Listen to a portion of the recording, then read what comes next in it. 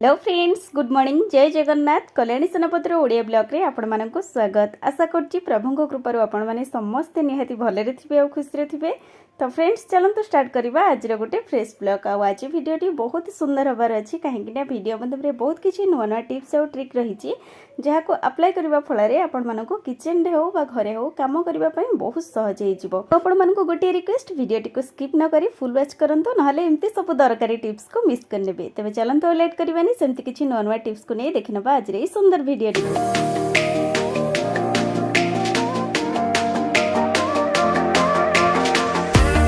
Video start करिया पूर्व आपण मानक प्रथम से गोटे रिक्वेस्ट, जदि भी कही आपण मानक भितर चैनल रे नुआ अछंती प्रथम बेल आइकन को प्रेस करी चैनल को सब्सक्राइब कर नियंतु ताकि मो वीडियो प्रथम नोटिफिकेशन आपण मानक पाखे पहुंची और आपण मानकर ए टिके टिके सपोर्ट मते आगो को जीवा को निहाती मोटिवेट करिवो बा मो पई आशीर्वाद भली निहाती काम करिवो। तेबे चलंतु जानि रबा हमर प्रथम टिप्स टी कोन अछि। माने आमे माने मार्केट रो जेबे भी कोनोसी जिंस शॉपिंग करथौ एई भली शॉपिंग बैग टी हमको मिली थाए, किंतु आमे माने ए बैग टी को अदरकारी भाबिगिरी फोपाडी देई थाउ बार यूज आमे माने ठीक से करि न थाउ। आज यार गोटे सुंदर यूज बतेबी आपण माननको जा माध्यम रे आपण माने ए बैग को बिल्कुल भी फोपाडीबे नाही। प्रथमतः आमे माने बैग रो हैंडल टी को एमती काटिकिरी आमे माने बाहर करि नबा।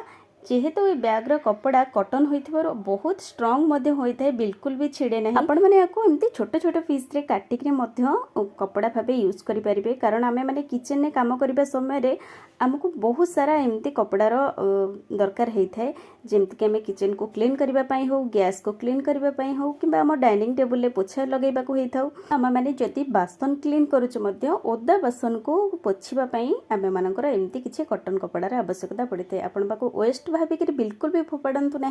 या एमती कट पीस को अरेंज करके आपण माने रखि परिबे। जेबे भी आपण मानकर यूज रे आसीबो जो कौन कपड़ा खराब हो गले आपण मैंने फिंगी देवे आ गोटे कपड़ा एमती बाहर करेंगे। आहरी जदि एमती कपड़ा को 2-3 राउंड आपण मैंने फोल्ड कर स्टिचिंग देउचंदी तो ये मोटालिया टिके हो आपण मानक बहुत इजी हम ए कपड़ा को धरिकी यूज करने। आम मैंने फर्निचर को जेबे भी क्लीन करि थाउ बा पोछि थाउ भल से तो आमको किसी कॉटन कपड़ार आवश्यकता पड़ी थाए, किंबा आमे माने जेबे भी भात छाणी थाउ किंबा भात एमती गाली थाउ सेतबेले भी मध्य हमको एमती किसी कपड़ार आवश्यकता पड़ी थाए। किचन रे छोट मोट जिनस पई हमको एमती बहुत सारा कॉटन कपड़ार आवश्यकता पड़ी थाए। से सबू कपड़ा पई आपण माने एई भली बैग को अरेंज करी रखि परिबे। जदि आपण मानक पाखरे एई भली बड़ साइज रे किछि बैग थाए मते आपण माने ता भितरे जे कोनोसी गोटे अट्टा जरी किंबा पॉलिथिन को एमती भरिकरी किचन काउंटर रे रखि परिबे और ता ऊपर ओदा बासन को मध्य एमती लिगाड़ी की रखि परिबे, जाद्वारा कि पूरा किचन काउंटर टी आपण मानक क्लीन रहिबा ओदा हेबो नाही।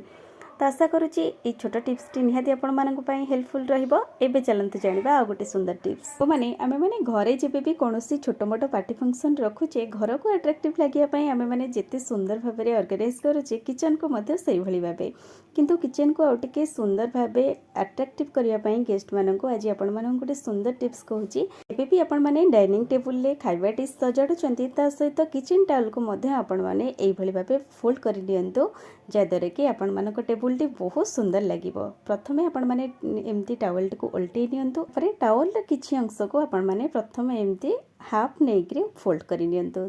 तो आपण माने वीडियो टी को देखिले ही जानि परिबे। तो पूरा वीडियो टी को कहिबारे बेले बेले मिस्टेक मध्य हे जे, किंतु आपण माने वीडियो टी को देखि नियंतु जानि परिबे।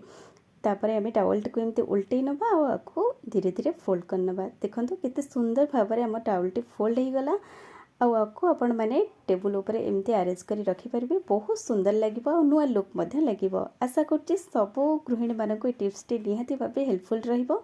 एबे चलंतु जानिबा आ गोटे सुंदर टिप्स। खास करी हम लेडीज मानको एई भली इमिटेशन ज्वेलरी बा आर्टिफिशियल ज्वेलरी पिंधिबा पई बहुत पसंद लागि थाए। से साड़ी सहित हो बा ड्रेस सहित हो, जदि आम एमती कौन पार्टी फंक्शन को पिंधिकी जाऊे प्रोब्लेम से होता है जे ये इमिटेशन ज्वेलरी आम कान में एलर्जी आनी थाए बा कुंडे होगा सहित कानटी एमती दरज हो जाए। बेसी समय आम मैंने पिंधि पारना जो मान स्किन टी सेंसिटिव होता है तो से बिल्कुल भी इयरिंग को पिंधि पारती ना इच्छा थे कि आज आपण गोटे सुंदर टिप्स कहे जहाँ मध्यम आपण मैंने बहुत सहजरे इयरिंग को पिंधि पारे और तापुणे लंग टाइम पर्यंत।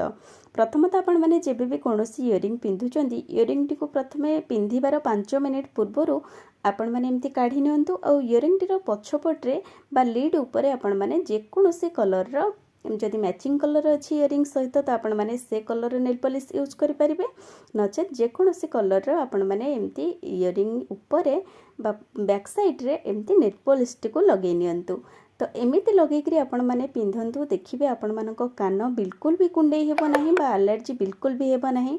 आपण मैंने इयरिंग टी लॉन्ग टाइम पर्यंत पिंधि पारिबे। आशा करुच्ची सब लेडीज मानक पई टिप्स टी निहाती हेल्पफुल रहिबो। एबे चलंतु जानिबा आ गोटे सुंदर टिप्स। साधारणतः आमे माने किचन रे काम करिवे समय रे लाइटर प्रति ध्यान देई नथौ आ जेते नुआ लाइटर हेउना काहे कि हमर जल्दी एमती खराब हे जे काहे कि ना किचन रे काम करिवा समय रे बारंबार ओदा हाथ रे लाइटर टी को धरिबा किंबा लाइटर टी को आमे किचन काउंटर ऊपर अजाणत रे एमती रखितबा समय रे किछि पानी पडिले मध्य आम लाइटर टी एमती जल्दी खराब हे जे। यदि आमे माने लाइटर टी को गैस काउंटर पाखर मध्य एमती रखुचे तेल चिकटार दाग हेउ किंबा पानी दाग हो एमती लाइटर ऊपर आसी जाए और जल्दी आम लाइटर टी एमती किसी जंक दाग लगी जाए से सब दाग को क्लीन करने और लाइटर टी को लॉन्ग टाइम पर्यंत यूज करने आज ये छोट टिप्स टी आप मैंने किचन में यूज कर लाइजल को गोटे ड्रप 2 ड्रप आपण मैंने एमती गोटे कॉटन ने नहीं नियंतु ताको हल्का भावे एमती आमे लाइटर ऊपर 2-3 मिनिट पाई एमती टिके रब करि नबा। देखिबे जहाँ भी जंक दाग हेइथाउ किंबा तेल चिकटार दाग हेइथाउ किंबा पानी बाजी किछि दाग हेइथाउ मध्य से सब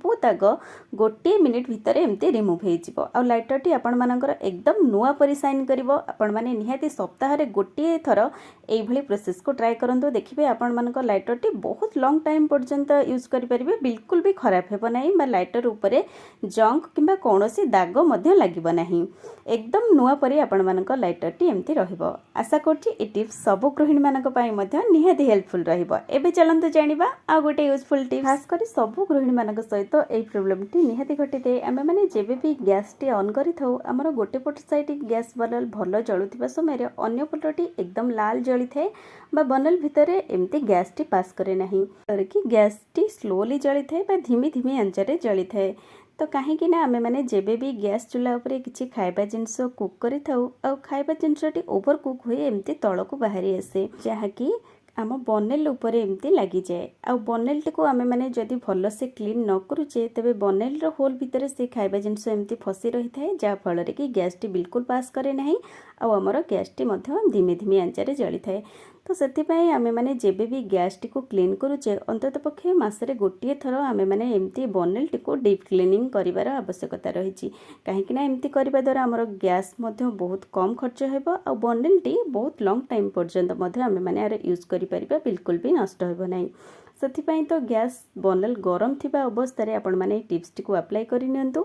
से गोटे ग्लास रो 2 ग्लास पानी आपण माने एकदम फुटे नियंतु और गरम पानी रे आपण माने गोटे स्पून पाखापाखि लूण ऐड करंतु आ ता सहित किछि बेकिंग सोडा आ आपण माने जेकोनोसी डिटर्जेंट नचेत गोटे शैम्पू एठी यूज करि परिबे। ई सब को आपण माने भलो भाबे मिसई नियंतु आ ता भितर आमे माने गोटे घंटा पाई एमती बनेल को डिप करि नबा। देखिबे बनेल ले जहाँ भी किछि मैला बा खाइबा जिंस थिबो धीरे धीरे सब रिमूव हो जिवो आ गोटे घंटा पर आपण माने जेबे भी देखिबे पानी रो कलर एकदम चेंज हो जिवा सहित बनेल मध्य आपण मानकर एकदम क्लीन हो जाइछि।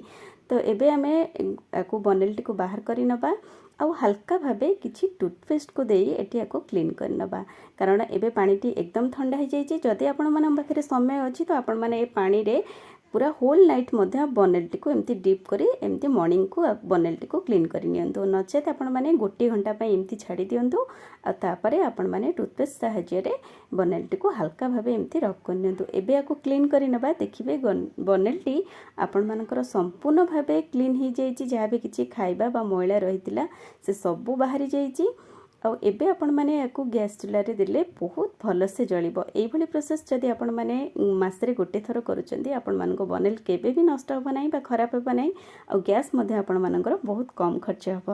आशा करूची आज रो छोट छोट टिप्स माध्यम रे जदि आपण मानको वीडियोटी पसंद आछि वीडियोटी को लाइक शेयर सहित भल कमेंट टे करंतु चैनल ले नथिले चैनल को सब्सक्राइब करंतु। पुणी देखा हबो किछि नवा टिप्स सहित नेक्स्ट वीडियो रे रहूची बाय।